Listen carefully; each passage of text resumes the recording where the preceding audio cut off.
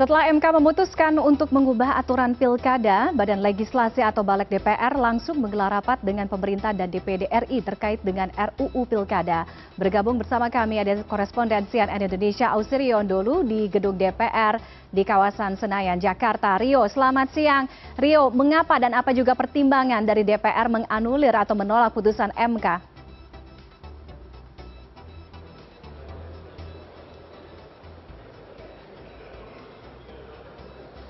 Iya, selamat siang Tiffany. Memang dari rapat Badan Legislasi yang berlangsung hari ini yang kalau saya katakan ini berlangsung cukup singkat begitu terkait bagaimana respon dari putusan Mahkamah Konstitusi kemarin lalu kemudian dibahas dalam rapat balik pada hari ini. Ini memang menghasilkan sejumlah kesepakatan awal begitu kalau saya katakan. Yang pertama misalkan saja soal kemarin putusan MK terkait dengan syarat batas minimal calon kepala daerah yang kemudian di dalam rapat balik tadi ini disepakati bahwa ini nanti dihitung sejak pelantikan dari kepala daerah terpilih tersebut. Lalu kemudian juga soal yang kedua adalah batas threshold dari pencalonan kepala daerah itu yang kemudian sedikit ada perdebatan tadi di dalam, namun kemudian kesepakatan bisa diambil begitu di dalam rapat tadi. Untuk mengelaborasinya saat ini saya sudah bersama dengan Wakil Ketua Badan Legislasi yang juga turut membahas pada hari ini, Ahmad Baidowi dari fraksi P3. Selamat siang Mas Awi. Selamat siang Rio. Oke. Mas Awi, ini banyak yang bertanya terkait dengan bagaimana DPR kemudian tanda kutip tidak menjalankan perintah Mahkamah Konstitusi. Misalkan yang pertama soal umur saja. Kenapa kemudian DPR lebih merunut kepada putusan MA, padahal MK lah sebenarnya yang punya wewenang untuk menguji undang-undang begitu. Ya, putusan Mahkamah Agung itu juga mengikat, putusan Mahkamah Konstitusi itu juga mengikat. Produk kedua lembaga hukum itu sama statusnya dan kita lihat normanya. Putusan MA itu memerintahkan bahwa penghitungan 30 tahun usia itu dihitung sejak pelantikan. Itu clear. Di MA itu menolak permohonan tapi tidak membatalkan norma. Normanya kan bukan dan juga tidak membatalkan tidak membatalkan putusan MA. Jadi norma yang masih hidup itu kita adopsi ke dalam undang-undang. Itu satu. Jadi semua fraksi tadi sudah kita kasih kesempatan untuk berpendapat. Ya hasilnya semua merujuk kepada norma positif yang ada. Bunyi putusan Mahkamah Agung itu lebih clear. Oke, lebih clear begitu. Tapi kemudian di dalam tadi ada sedikit perdebatan dari fraksi PDIP sebenarnya yang mungkin tidak punya ruang cukup banyak, tapi kemudian sempat menyampaikan bahwa mereka mempertimbangkan lebih banyak putusan MK terkait dengan bagaimana kalau usia batas minimal kepala daerah ini dihitung sejak pendaftaran misalnya. Ya, kami sudah memberikan ruang bagi teman-teman fraksi PDIP untuk menyampaikan pendapatnya. Bahkan fraksi lain mungkin hanya 1 atau 2 orang, PDI itu lebih dari 3 orang saya catat untuk kasih kesempatan untuk berbicara. Kenapa? Kita memberikan porsi yang seluas-luasnya kepada anggota, tetapi argumentasinya kan tetap. Sampai kapanpun berdebat tidak akan berujung. Maka kemudian diambil keputusan ternyata mayoritas fraksi setuju mengambil putusan MA, DPD setuju dengan MA, pemerintah juga setuju. Ya sudah, karena keputusan politik harus diambil karena ini adalah lembaga pengambilan keputusan secara politik. Oke, Mas Awi, kalau tadi sempat disebutkan soal keputusan politik begitu ya, kalau kita lihat perdebatannya tadi di dalam dari fraksi-fraksi mayoritas yang kemudian mendukung untuk merujuk pada putusan MA, seperti yang kita ketahui ini adalah partai-partai dari Koalisi Indonesia Maju. Lalu kemudian hanya PDIP sendiri yang kemudian menolak untuk merujuk pada putusan MA.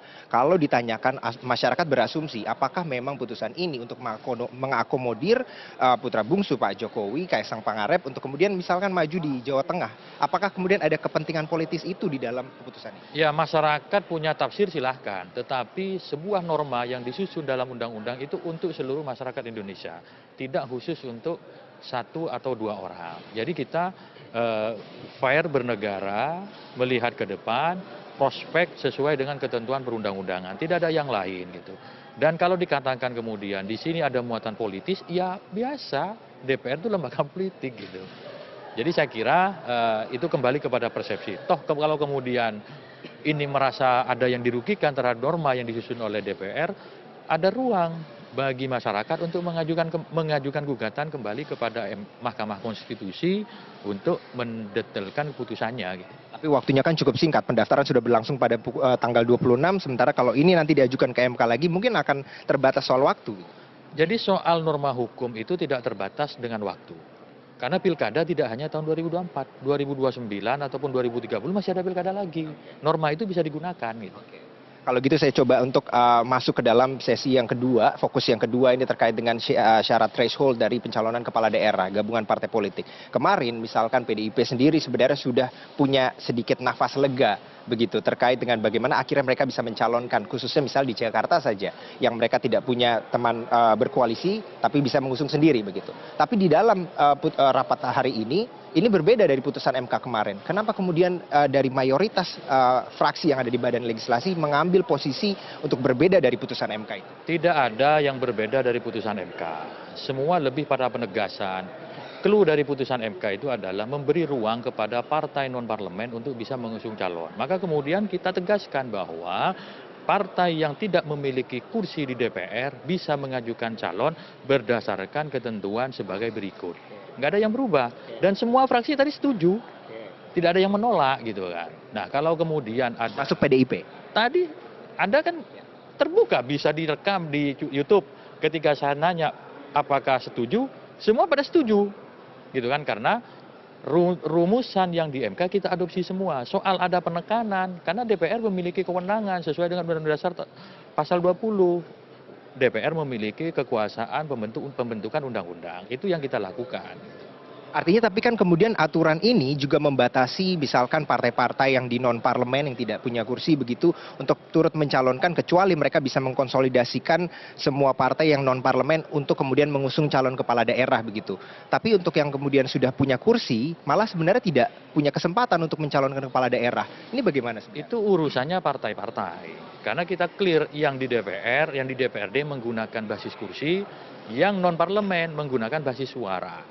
Dan clear kok, ya soal kemudian tidak bisa mencalonkan, itu kan kembali kepada masing-masing partai. Bagaimana menjalin komunikasi politik di antar partai untuk bisa memenuhi persyaratan threshold pencalonan kepala daerah. Tidak dirasakan cukup beratkah sebagai partai politik yang kemudian ingin membangun koalisi begitu dengan aturan yang baru ini misalnya?